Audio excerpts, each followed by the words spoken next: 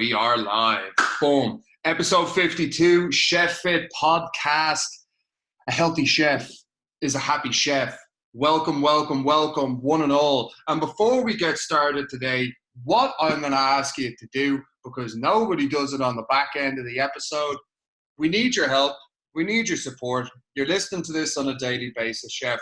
Really, really appreciate it. Wherever you are listening to this podcast, subscribe to the channel. If you're on Podbean or iTunes, give us a review. Give us a good review, please. Ideally 5 stars. If you're listening on YouTube, like us and subscribe to the channel, because any help that we get on that end from you guys helps the podcast grow and it gets the message out there. So again, please leave a good review. Please subscribe to whatever channel you're listening to us on and share this on social media and tag a friend who needs to hear it. And today is an episode where a lot of chefs are going to need to hear this.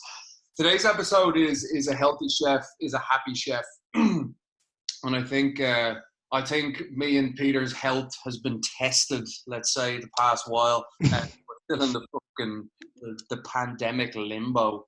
We're not losing the plot. I have a request as well. Cam, can you tell me what the fuck day it is? That's all I want to know. You're trying to work. I woke up because I'm in Australia. Peter's back in Dublin, so it's like he's a night before me. It's the morning wherever I am. The clocks change. He has. Sorry about the clocks, man. I'm fucking. No, you must be an hour ahead than what we normally would be. It's like, Donnie, I didn't even know the clocks had changed, pal. It's like, right, interesting. Not too bad. There you go. I said at the source. I was like, oh, wait, did the clocks change? Because you text me back about 40 minutes after we'd normally go live. So that's a half an hour beforehand, heads up, which is you, I assume, just getting out of bed and having a coffee, going for your run or whatever it is. But yeah. I'm like this on the couch watching Ozark going, oh, Jesus, I suppose I'll go to bed now, And then so I go, wait, you said the clock changed. And I was like, that doesn't happen until... What? Where? Source. I goes, but it's Wednesday. The clocks don't change on a Wednesday, do they? She goes, no, they changed like last week. I was like, well, nobody told me. I'm living in constant smartuary, and I don't know what time it is. I don't know what day it is. Like every day, right? So I wasn't off last week. I'm only off this week. Source turned around to me like yesterday and today even. You're right. Kid is hungry. Do you want to start getting the dinner on? And I'm there. I've got all my bits done. I'm getting up and I'm doing my workouts, my yoga, Kilda's school work, and then my own work, and then all the bits and bobs, and then I'm chilling out. So I was going, do you want to get dinner on the go? Kilda's getting hungry. I was like, no, I just gave him breakfast. And she'd be like, it's 5:45. I was like, it's not. You haven't taken that fucking hoodie off in about 3 weeks.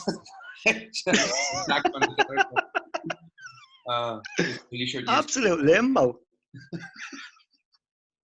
It's fucking mad.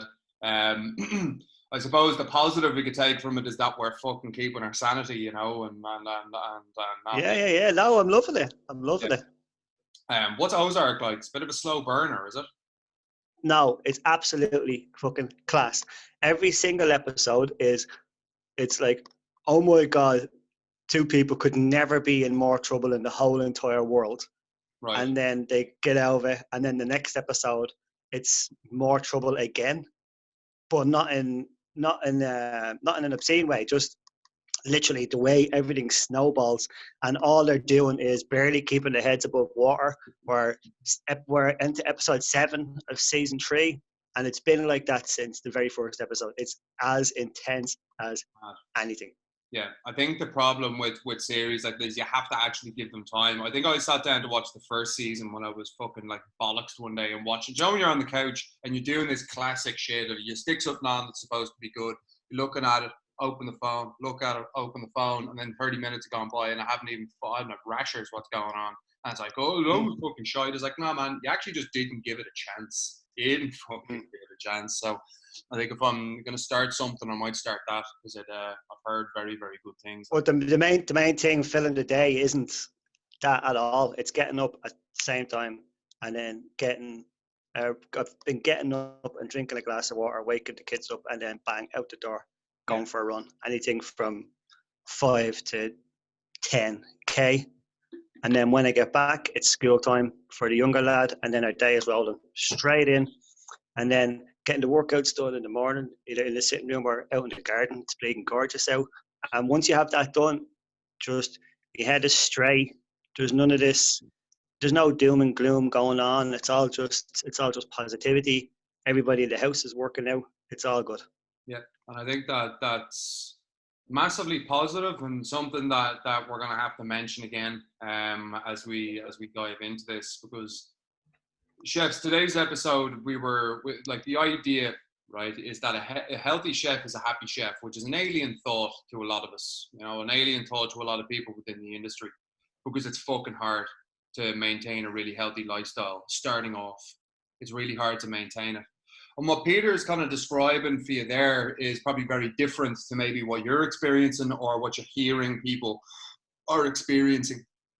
And we were saying this on another episode of the podcast that we did recently, about how you can make the best of a bad hand, how you can dive into, making the pandemic and the lockdown as positive as possible through, maintaining structure and discipline. So the real issues, like Peter way back in the day, maybe had that unhealthy lifestyle. Over the past 2 years, he's really driven himself, using Chef Fit and whatever else to get himself to a point where he's extremely structured, extremely healthy, very disciplined in his everyday life, and doesn't really have to think about it anymore. In fact, he actually thrives on the discipline because that's what kind of gives him the peace of mind. That's what gives him the feel-good factor. And that all ties into the fact that a healthy chef is a happy chef, and an unhealthy chef is an unhappy chef. And sure, there's going to be give or take. Yeah, sure, there's going to be chefs who are in fucking rag order, who have the happiest lives in the world.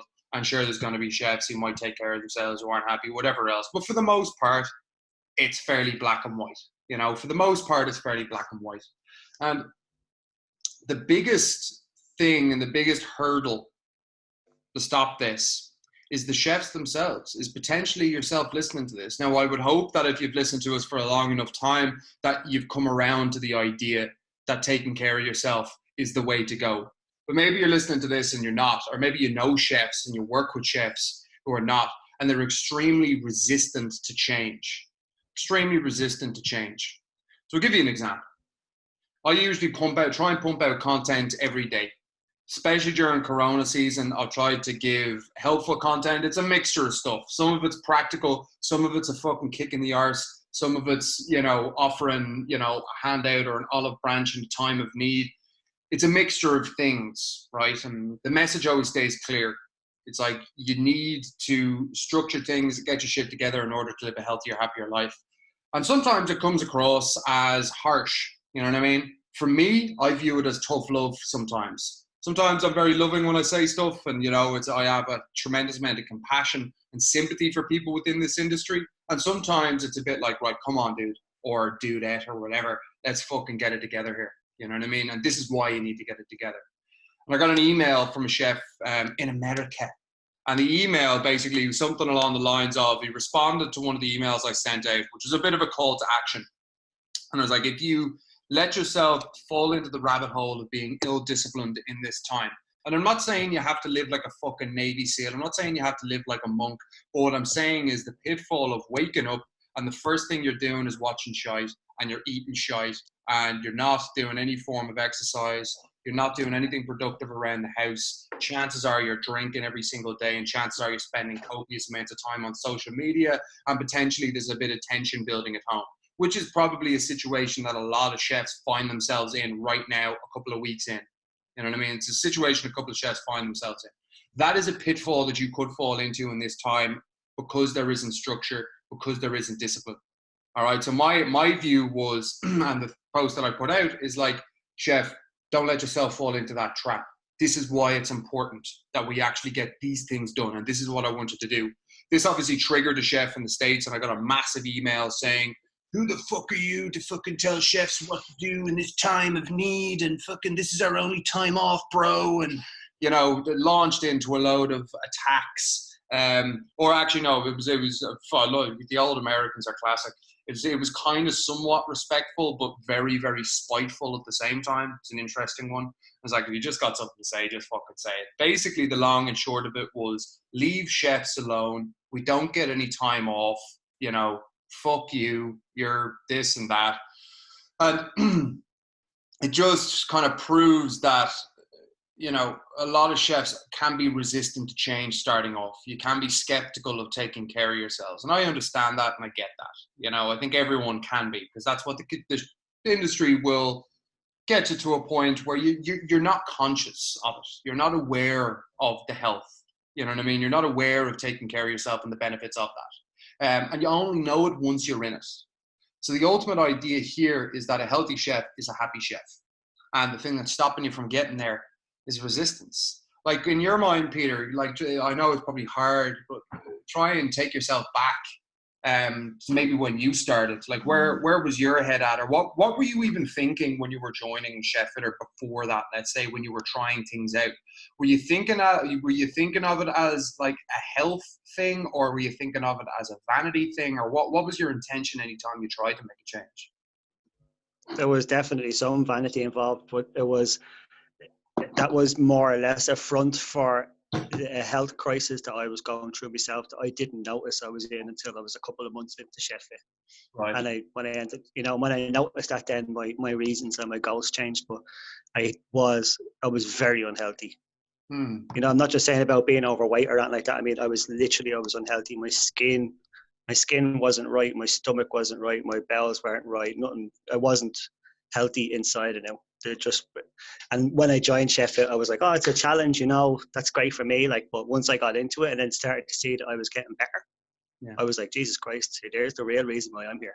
Yeah. And that's why all day today, I was thinking about I was going to do a live video about healthy chef is a happy chef.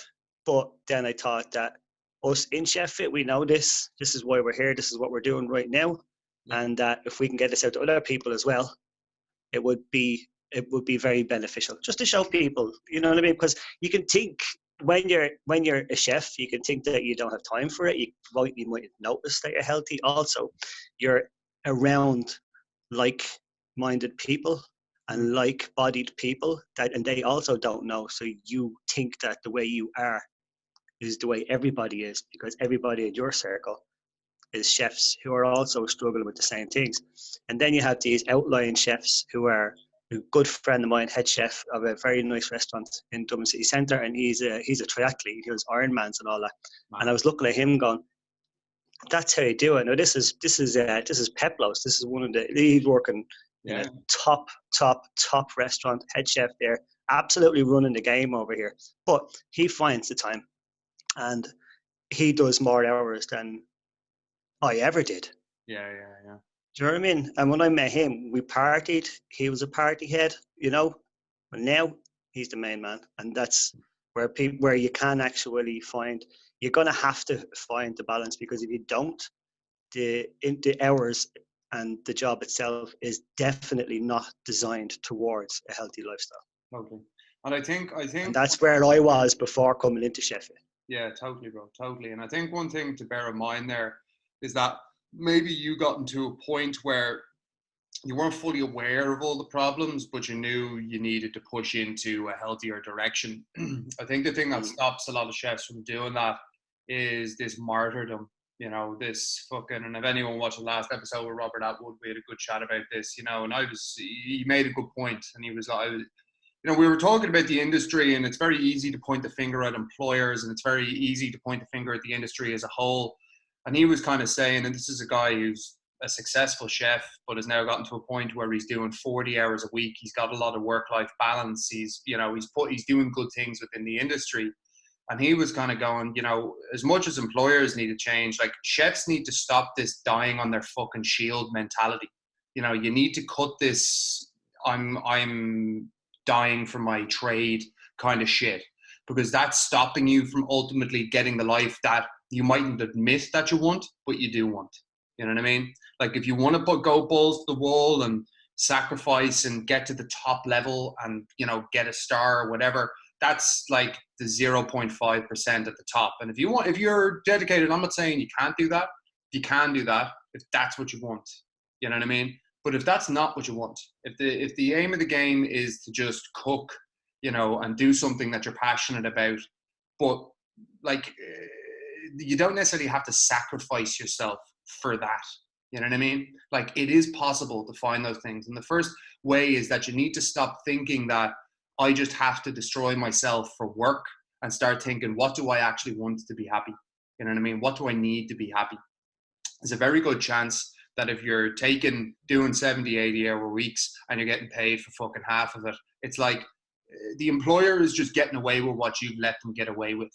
And ultimately, you having that mentality of going, well, that's just the way it is and there's nothing I can do. It's like that is your biggest obstacle to fucking getting your life together. Truth. Fact. You know what I mean? Like this won't happen. It won't work unless you have a desire to make it work. And if you keep thinking the way you've been programmed, and I understand it. We've all fucking been there. We've all felt that. We've all felt that, like, you know, I was only thinking it the other day. You know, when I was in the service industry, I didn't question 14-hour day. I didn't question a 12-hour day, a 14-hour day. Like, I just did it. You know, I didn't think that, oh, fucking, how many have I done this week? You know, you were just doing it. You were just working like a lunatic without really thinking about it. Boss, I'm supposed to have a 15-minute break for every 4 hours I've worked. So what time do I get my break at? What the fuck is a break, chef? Get back in there. Yeah, exactly. So, like, that's the mentality within the industry. And I think as an individual, you have to do your best to try and break that.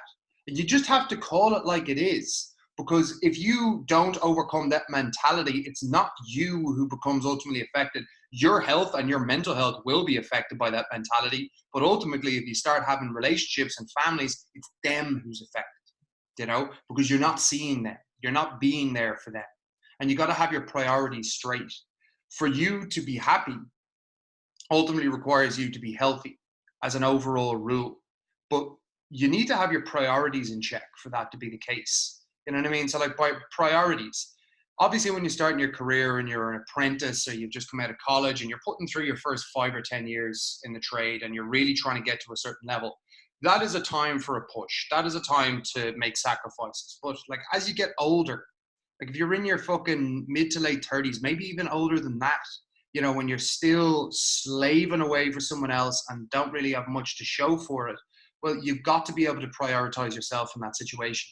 You've got to be able to put yourself first and say, well, what do I want? What do I need to be happy? Because I don't know if I'm going to get to a top level and cook at that level or own my own place. So maybe I need to fucking start making the best of what I've got right now. And once you start coming to that realization, then you can put yourself on the road. But I'm telling you right now that the biggest thing that will stop you from a healthy, happy life is yourself. If you maintain that martyrdom idea of just like, oh, well, fucking, you know, like that's just the way it is. It's just the way it is. It's not. It's not the way it is. It's employers will get away with what you let them get away with. And if you're willing to actually sit down with someone and have a tough conversation and just speak facts and stay to your principles, like if someone, like what I mean by that is, you know, if someone fucks you over, like you should have code, you should have principles as a person. Again, going back to the last podcast, like you should have principles as a person. You know, if someone tells you that they're going to do something for you before you get employed and then they instantly go back on that as soon as you're employed, you have to walk. You know, that's a really good point. Like if someone fucking says, right, well, listen, you don't ever have to do a continuous shift. There's no split shifts here. There's only earlies or lates. You know, you're coming in on a certain deal and the deal is no longer there once you start working because they've got you in the door. Like you've got to be willing to walk in those situations. And because so many chefs have a lot of loyalty, you know, loyalty to fucking people they're working for, and you kill yourself for someone else's benefit, as you're conditioned to do. It's like you'll do that for long periods of times, but you're getting fucked over in the end. So you got to be willing to make a stand for you. You got to be willing to make a stand for what works for you and what makes you happy, because they're not working you into the ground to make you happy. That's a fact. They're working you into the ground because that's what people do in this industry, and that's what they've been getting away with in this industry. And I don't particularly place a gigantic amount of blame on them. I think it's the whole industry as a whole, and fucking like, you know, they're getting away with it. So it's on you to decide what's acceptable for you and what's not acceptable. And if it's not acceptable for you, boom, go forward, have a strong chat with someone. If they can't work out a good situation that gives you a bit more time, fucking good luck. You know what I mean? And if you're not going to pay me for what I'm contracted and I have to work extra hours, like that's fucking slavery. You know, and if you have that mindset, boom, we can start creating things. I think Peter had a similar experience when he moved to, you know, catering out of a restaurant because he was fucking a head chef in a place where he was getting, you know, it was just getting the fucking piss ripped out of him. I was just going to say that for a long time, I was going through those motions for easily 5 years. Do you know what I mean? I was going from place to place, and each job was shorter than the last. And I blamed each individual place I was working in at the time. Yeah. And then I blamed myself, or not like, oh, pity me or blame myself that way. I was kind of thinking, oh, well, then it's not you, it's me. It's, you know, I don't want to be here anymore. But at the same time, I was right. Yeah. But for the wrong reason. Yeah. You know, I didn't want to be there anymore because of the way it was. And that's when I got out of that whole, right, it's not you, it's me. I was like, it was a positive thing. I was saying it in a good way. Yeah. That's not you, it's me, because I've changed. Yeah. I've seen what's going on. I've seen what's right in front of my face, and I wasn't taking it anymore. Yeah. And then as soon as I did, bang, my life improved. Every single thing improved. My family's life improved. And then I still climbing that ladder towards finding that balance and, you know, getting my career life balance straight. Yeah. But it's still a good bit off, but I'm getting there, you know? Yeah, and it's moving in that direction. But the key thing is awareness. You know, the key thing is awareness. And I think this is so true for a lot of things, is that naturally we have a mindset that the grass is greener on the other side. You know, so if you're working in a place and you're having fucking issues there, it's like, well, if I was just working over there, there probably wouldn't be any issues. And then you get there and it's the fucking same shit over and over and over again. And I think the key thing is to ask yourself what you want and what you're willing to accept from people.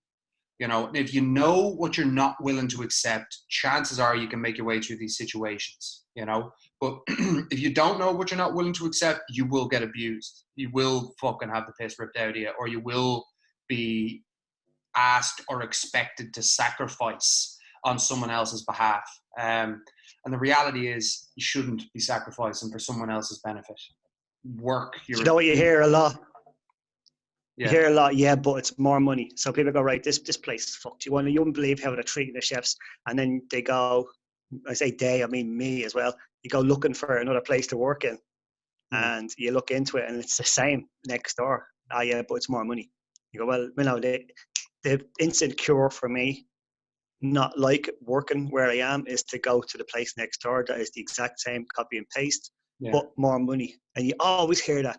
Ah, yeah, but it's more money. What's the difference between the two jobs? Ah, yeah, well, it's more money, or it's, you know, it's closer to home. All of that bollocks. But I also think that literally the exact same. Yeah, and I think like let's be real. I think a lot of chefs don't cook for money. You know what I mean? It's, you need money, absolute fucking 110%. But you know, I think there's easier ways to make cash, and I just think that mindset of, well, it's fucking more money here, but at what cost? You know, at what cost? Like, you're gonna kill yourself right up until you're middle aged. You know, for a bit of extra money. It's like there's probably a very good chance in the majority of cases you could be fucking working in Tesco or Aldi and probably getting paid the same or more than what you're getting now. You know what I mean? So like, don't do it for money. You do it for, I suppose you do it for the love. You need to make cash. You need to make sure you're being taken care of. The key thing is, if you're not being taken care of, you need to be willing to walk, because that's just, you're getting destroyed there. Well, the thing is, the mindset is that it's, you can make more money out of something that you know you are very good at. You know, regardless of the passion for or the love of the game. Like if my job was gone forever for now, and I had to go and find another job tomorrow, where most money for me is definitely going to be a chef job. Yeah, totally. But I suppose what I am saying is, is that make it work for you. You know what I mean? Yeah. Don't even though the money might be better, don't do it at the sacrifice of your personal life or everything else in your life. You know what I mean? Like, some things are important, but you know, you got to weigh up, is a bit more cash, you know, an extra fucking couple of grand a year, like, is that worth your family? Is that worth your mental health? Is that worth your physical health? I suppose all of it ties into having your code, having that thing that you're willing to accept or not willing to accept. So once you adopt that mindset, and once you're at that point where it's like, right, no, I do need to fucking, you know, start taking better care of myself because I understand all the benefits of doing that. But the question is how. The question is how. And I'll always break it down to this. The thing you got to understand about lifestyle and chefs is simplicity. And this is kind of I suppose my fucking opinion on a lot of things is to simplify. Like, get it to a point where a 3-year-old can understand it, you know. And I think the simpler you make something, the more consistent you can be at it. And when it comes to chefs, you're talking less energy, less headspace, and less time for fucking around for bullshit. And in fitness and lifestyle these days, there's a lot of that going around. You know, a lot of people want to complicate things and make them harder than they need to be. I'm very, very simplistic in my approach. And the reason for that is because simplicity will eventually lead to consistency and results. So how do we create simplicity? Like, what is the key? Well, every chef should have a foundation. And if you don't have foundation, you lose your edge. If you don't have foundation, you lose your edge. It's a bit like building a house, and you can have a house with a really good, solid foundation so that when the rains hit and bad weather comes, your house stays solid, you know? So let's say in your lifestyle, if you have a solid foundation, even if you start working more hours, you move job, you know, you've had some fucking setbacks here or there, you still have something solid to go back to at night. Whereas if the house is not built on solid foundations and it's just built on a fucking, you know, a puddle of mud, right? And you build your house on that, well, chances are it's going to keep raining and the wind picks up, your house is going to start sinking. And eventually you're just not going to have a house anymore. Lifestyle works exactly in that way. So the key thing you got to understand is simple foundation. Every chef, the foundation, structure is the big thing. How do we structure? There's 3 ways to structure your lifestyle. The first thing that you need to adopt is move every day. That's the first premise, and that's the first pillar to having a structure. Now, with move every day, people go, fuck, do you have to fucking exercise every day? Absolutely. And the reason that I say that, and people get me wrong on this, when you're starting off, you don't need to be fucking Rambo. You don't need to be running 5, 10, 15 Ks straight off the bat. You don't need to be in the gym for 2 hours. Fuck it, you might even need to be, depending on your level, you might need to be in the gym at all at the very beginning. You know what I mean? Maybe the first step for you is just getting your foot out the door, walking around your block. Then eventually you're jogging, you know? Then you're doing a mixture of doing a jog or maybe a fucking home workout, or I'm going into the gym and I'm doing real basic stuff. The idea is that the work that you do on a daily basis needs to be in a manageable chunk. It needs to be manageable. Like, for every chef that came into Chef Fit, it was obviously a bit of a fucking, you know, Jesus Christ, it's fucking heavy going. But, you know, when Peter started off, the workouts were challenging, but they were simple, and they were at a level where you could kind of sink your teeth into them. The same thing kind of goes with the cardio. Like, you're not doing something to destroy yourself. You're doing something just to get it done initially, because the consistency at the start is everything. That's why move every day is key, because you can build a tremendous amount of momentum. But the key thing to maintaining the momentum is just making sure that you're not fucking burning yourself out. You know yourself, Peter, you did this with diets. I fucking done it with training as well. And diets is that you go all in too soon. You know, the all-in mentality is good, but it's when you're trying to apply absolutely 100% intensity to what you're doing. I'm going to go to the fucking gym every day for fucking 2 hours. You know, I'm going to do this diet and I'm not eating fucking bread till 2025. It's like, no, it's too extreme. It's not sustainable. Simplicity is key. Move every day and doing it in small doses. Start off with just getting around your block. What's the difference between this week and next week? Well, if you were able to get around your block 7 days next week, that's a massive improvement. Sure, you're not fucking winning a marathon yet, but like you're doing something that's better. And the week after that, build 1 or 2 of those walks into a jog. That's another improvement. Constant improvement. Is this week better than last week? you know, and if it is, grand, you keep rocking it, but move every day is the key. I think the second thing then is once you have your move every day in place, it's about, you know, the nutrition, chef nutrition, simplicity is key. Okay. And as I said before, like I call the basics done well nutrition plan is what I call Chef Fit's nutrition plan. Basics done well. What does that break down to? Well, you need to have preparation for a week, because preparation beats willpower. So that's the first thing. It's like, are you prepared for what you're going to eat?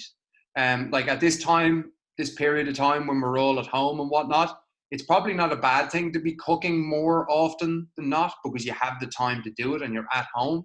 But if you were in work and you were in the kitchen and shit, like you need to have a mindset of, right, well, if I leave this later in the week and I let myself not be prepared for when fucking work gets busy, I'm just not going to have food there to eat, and I'm probably going to end up eating shit.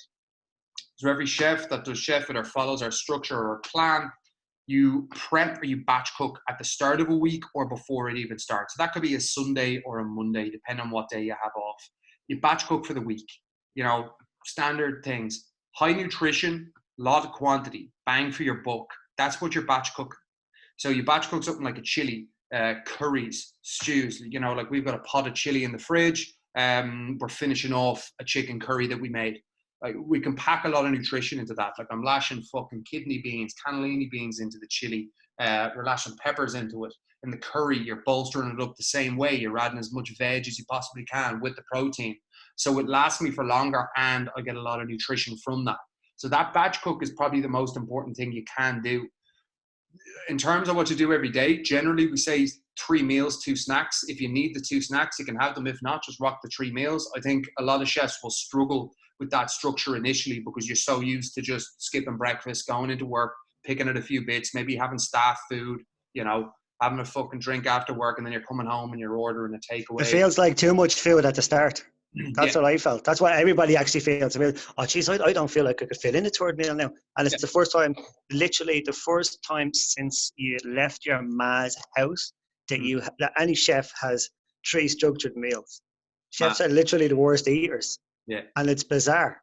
Yeah. And the reason why you're thinking, oh, this is too much, is because you have 3 plates of food in front of you instead of not eating all day and then still, like a huge one is when you go into work and you still don't eat, or you're thinking that you don't eat, and that takeaway that you have at home at nighttime or a pizza out of the freezer is literally the only plate of food that you have, when all day then you've been drinking Red Bull, eating chips, having half a Sambo, you know, and you know, getting whatever desserts are on that day.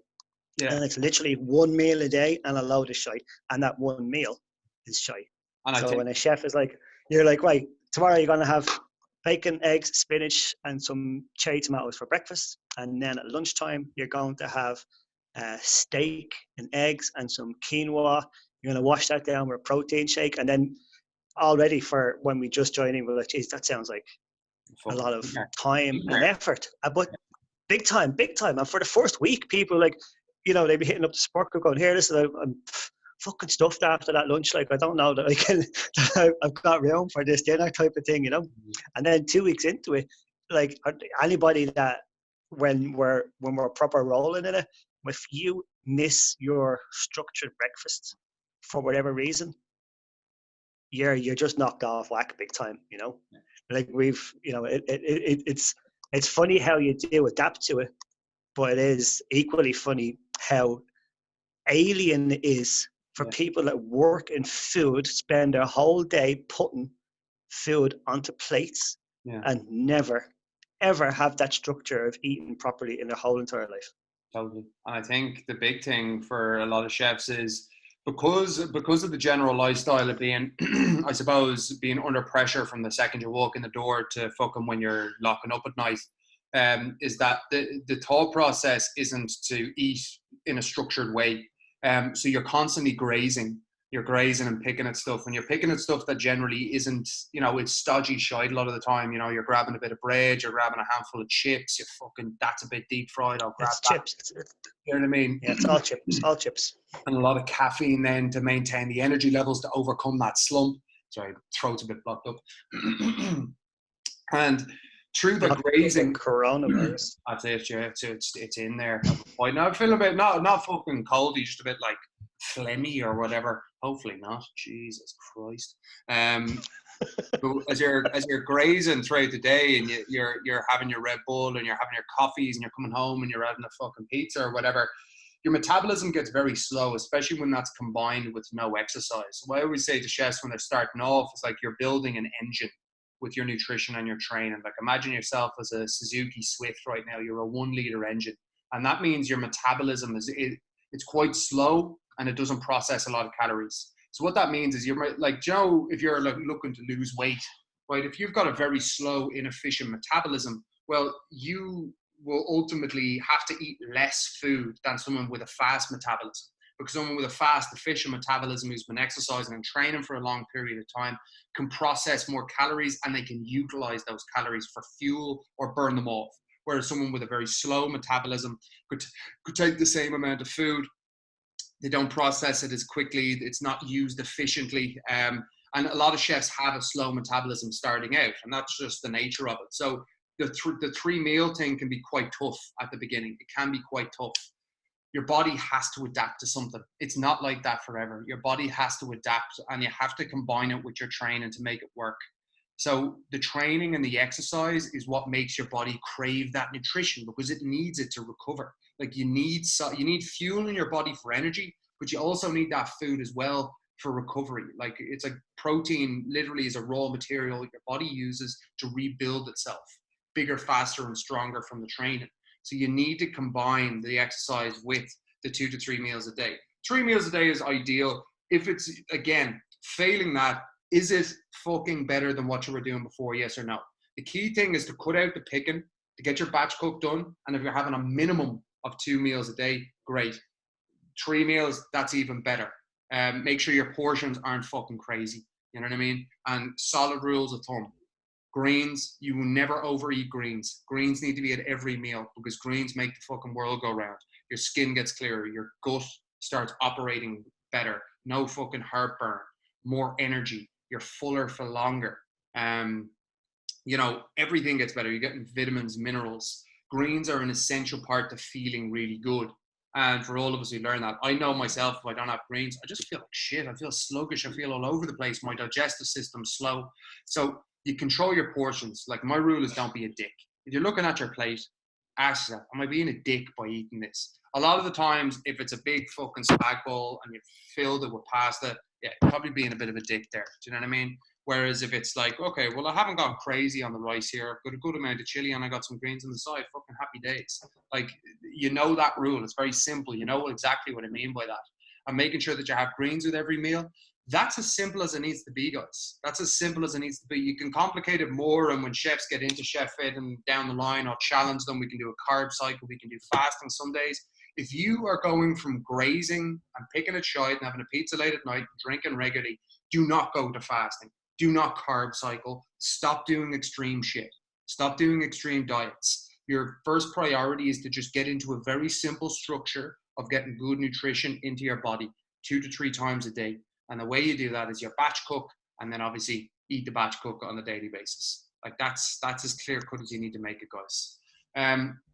So once you got exercise and nutrition nailed down, I suppose it's about the last thing, and I always say it's mise en place in personal life, and that's the last part of a foundation or a structure. So think about mise en place in the kitchen. It's the way to organize yourself. It's what keeps order. It's, a chef is working efficiently and cleanly. Their mise is on point. Your personal life should be no different. So, when you need to exercise, you need to have your nutrition on point, you need to sleep on time, you need to wake up a little bit earlier. You might need to get 1 or 2 things done around the house. How do we fit this all in around work? Well, it's about thinking with that mise en place mentality. Like if you set up a section, you're not just throwing shit in random places. You're organizing it in a way where it's efficient to grab it from here, here, and here. Set your day up with that kind of clarity. Set your day up with that kind of black and white mentality. When I wake up, I have my diary open. You know what I mean? That's not my diary now, it's just a notebook. But it's like, get a piece of paper. It's like, right, I'm waking up at this time. I'm going to sleep at this time. Now let me map out my day. I'm going to write down the 3 big things I'd like to get done. You know, maybe the first one is I want to get my exercise in. The second one is I want to eat my 3 meals at these times. And then the third one is I'm going to go to work at this time. And you have your wake up time and your bedtime. That's as simple as you could make it. But making a plan for every day ensures consistency. Because without a plan, you're winging it. You're just throwing shit at the wall and hoping it sticks. We've all done it. We've all done it. Every chef and chef fit knows the same thing. And it's not even, it's just, I challenge you, just set your intentions for every day. What would you like to get out of this day? And even in the process of just asking yourself that, what's my intention for today? What would I like to get done today? That will steer you in the right direction. But if you wake up with no plan, shit is not going to go to plan. Like, just think about it. It's logical. When you don't have a plan, you're winging it. And when you wing it, you don't get results. So if you plan ahead of time, things get done. For yourself, Peter, what have you noticed from just generally organizing yourself in the past year or two? What is the difference? Just when you're saying there about getting your list done, a massive one when you're doing your list for tomorrow is looking at the other side of the page and going through what your list was for the day that had just finished up. Yeah. So reflection going forward for tomorrow is equally as important as getting that list done, because there's no point in doing the list and then, you know, just fucking off the list. As soon as you wake up in the morning, you go back doing your own things. The reason why the structure was literally the most important thing for me, Cam, how was my sleep before Chef Fit? Yeah, fucking like 20 minutes a night. Yeah, so it was between like 3:45 and 4.5 hours. That's what I was sleeping before Chef Fit. And you were drilling that into me from the start. And I was like, I was getting my workouts done.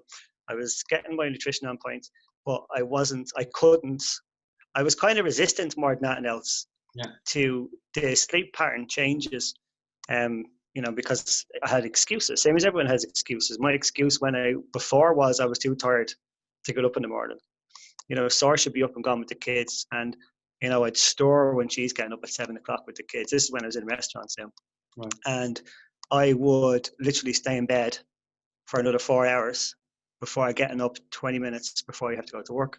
When the structure kicked in, or when I joined Chef Fit, before I got my sleep straight, because it was easily 3 or 4 months before I was able to get my sleep solid to 6 hours minimum. Anything less than 6 hours now, I tell you what, I never get less than 6 hours now. I get 7 hours. But nice. My excuse was I'm up at 6 o'clock in the morning. That's why I'm getting 4 hours sleep. And you're right. So you were like, so what, you're going to bed at 2 o'clock then? So what the fuck are you playing at? Where are them 2 hours? Why aren't you going to bed at 12? Why aren't you going to bed at 11 o'clock? Are you not fucking wrecked? 3.5, 4 hours is mentally, like, that's 3.5, 4 hours for 20 years. Mad. And drinking Red Bull every day for 20 years. Not one day without. Yeah. Not one single day without drinking Red Bull or Monster. And that's what had me, as I said at the top of the episode, that inside and outside I was just in bits. Yeah. I didn't have structure, you know. Oh. And the way you said it, you broke it down very simply. When you were going on the structures, I jumped ahead and I wrote down, move every day, preparation beats willpower, and get your sleep right. Yeah, totally. And that's because this has been drilled into me now for nearly 2 years. And I know now how important that is. And as important as the nutrition and important as the move every day is, it doesn't work if you don't have a structure to your life, not just to your day, if you don't have structure in yourself. Yeah. And you've been drilling that from the start. And once that got into me, I noticed, I was like, Jesus Christ. I remember I had a load of screen caps from my sleep monitor that said, here's your sleep for the last month. I was like, here, check that out, Cam. I haven't had less than 6.5 hours sleep in the last month. Still working the same hours. Still getting 3 workouts done. Still getting 3 cardio done. Getting the nutrition down. Still getting in my park run Saturday and Sunday. I'm up at 7 o'clock as well. That's a lie-in for me now. Yeah. But the structure is after, as you said, that's the base. And get your sleep right is what I call structuring everything around yourself. Because once that's there, getting your sleep right is forming your day. Yeah. Not from, right, well, when I got up, I did this and I did that and that until I went to sleep. It's no. forget about how your day was. You look at how your day was and you think, right, tomorrow I'm going to get up at this time because I have to get this done at that time. And then I have to do all this in between because I have to be in bed by this time and asleep for that time in order for me to have 6.5 hours before my alarm goes off. Totally. And I think if anyone that is wondering how to get your sleep on point, go back to, I think we might have done 2 episodes on sleep. We definitely did one. It's like episode 14 or something like that. Go back and listen to that if you are wondering about how to nail that, because it's just an entire episode dedicated to ways to get your sleep right. The reason that we set up this foundation and the reason that Peter's talking about structure so much there is because a common complaint across the industry is that people have no work-life balance, is that people have no time. Yeah, and they don't have time, they don't have work-life balance. And I totally get that. I think a lot of there's 2 sides to that coin. There's definitely a fact that you're working more hours overall than what, a 9-to-5er would do. Let's assume that you're still in a job where you have to do 50, 60, 70 hours. But even on the other side of that coin, your energy and your lack of structure and organization is going to be just as bad for your work-life balance. So like I used to, with days off, when I was in the industry and I kind of just winged life in general, days off were it's just like, I'm just going to recover from work today. I think I used to wake up at fucking 11:30. I'd wake up, I'd pot of coffee, watch a bit of TV or play some Xbox, have a shower. I might or I might not go to the gym. Do you know what I mean? Like I might go to the gym, but I might not go to the gym because I'm a bit bollocks, depending on how bad the weekend was on work. And then hot chicken roll. Yeah, exactly. I'll go to the shop, I'll grab some bits and pieces for the week, I'll come back, I'll order a takeaway and I'll watch something. Do you know what I mean? And it was like, I'll go back into work feeling like I haven't had any fucking time off at all. And the reality is, it's because outside of work, because you're putting so much out in work and you're giving so much of yourself, you kind of want to stay in your comfort zone outside of work. And I get that 110%. But if you stay within your comfort zone initially, and that's what, when you're organizing yourself and you're putting the structure in place, it's going to feel a bit uncomfortable at the start. 110% it is. But over time, once it starts to normalize and you start to really get into it and you start becoming very happy and healthy as a result, you start understanding that days off, yeah, sure, you should recover, but that doesn't mean you have to do fuck all. Even if you were to wake up on your day off and get your fucking diary out or get a piece of paper out and just write down a plan for the day and incorporate time for yourself, but also incorporate, like, your day would feel so much better if you just did 15 minutes of a fucking jog around your block, or you stretched out, or you went to the gym. You're like maximum an hour, hour and a half. That's it. In the course of an entire day, it's actually relatively not a lot of time. It's just depending on how you organize yourself. If you were to schedule it in and get it done early, boom, you've freed yourself up for the rest of the day, because discipline equals freedom. And days off need to be treated as any other day. Don't just wing it, because the day will get away from you. If you have it organized and planned, you can still recover. You can still have that time to yourself to vegetate or fucking chill out. But you're also able to schedule in things that actually make you feel good. You know what I mean? That actually make you feel good. And the exercise and getting the batch cook done, like that makes you feel good starting off your week. It makes you feel good when you're actually going to relax and you can switch off because you've done the work. Days off need to be treated just like a regular day. Every day should have a plan to it, a rough plan. Some days will be more structured than others depending on what's going on, but the structure is key and it needs to be there all the fucking time. So once you have that foundation built, there's a million things you could go off. You could talk about goals, talk about environment, but the reality, Chef, as an individual right now, the foundation that we just set out of exercising every day, the nutrition, the simplistic nutrition plan I just explained, and then the structure me and Peter were talking about and getting that sleep on point, that is the start to you living a very healthy life, but ultimately it's a balanced, happy life. That's the key. That's what happens eventually. You need to commit yourself to enough time. Put yourself through the ringer, for fuck. Commit yourself. If you were to put 2 months into it, you would get to a point where it's like, okay, well, like now I'm normalizing in this environment. I can do this long term. But if you go at it all or nothing, you do it for a week and you give up, like anything, it's going to take time. You need to commit yourself and be prepared to put the time and the effort into it to get the benefit out of it. I can't Big time. I can't state that enough for you guys. Yeah, that's the foundation. That's the structure. That's how we build it. If anyone is looking to get help with this, because I understand for a lot of chefs that it's a problem in really understanding. You understand what I'm saying, but putting in place practically can be tough. Listen, Chef Fit is there for you. You can join our coaching program. There's a path laid out. There's a structure laid out. There's accountability and coaching to keep you on point as you go through. And ultimately, there's a community of chefs just like you who are doing the same thing that are going to motivate you, drive you, and support you on a daily basis. And it's a fucking great place to be. And it's a beacon of light in potentially a dark place that you could be in right now. So Chef, like if you want that, then get involved. Shoot us a message to the page, shoot me a message or Peter a message and get on board.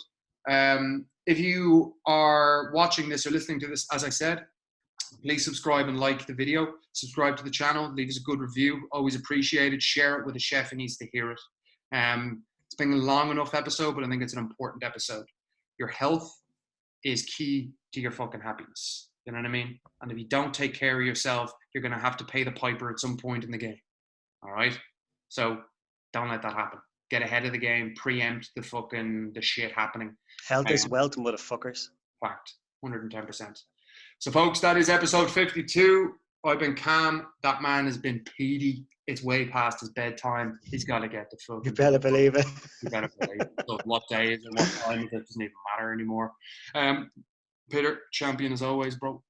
Guys. Peace out, Chief. Nice and thanks a lot. Boom. Yeah!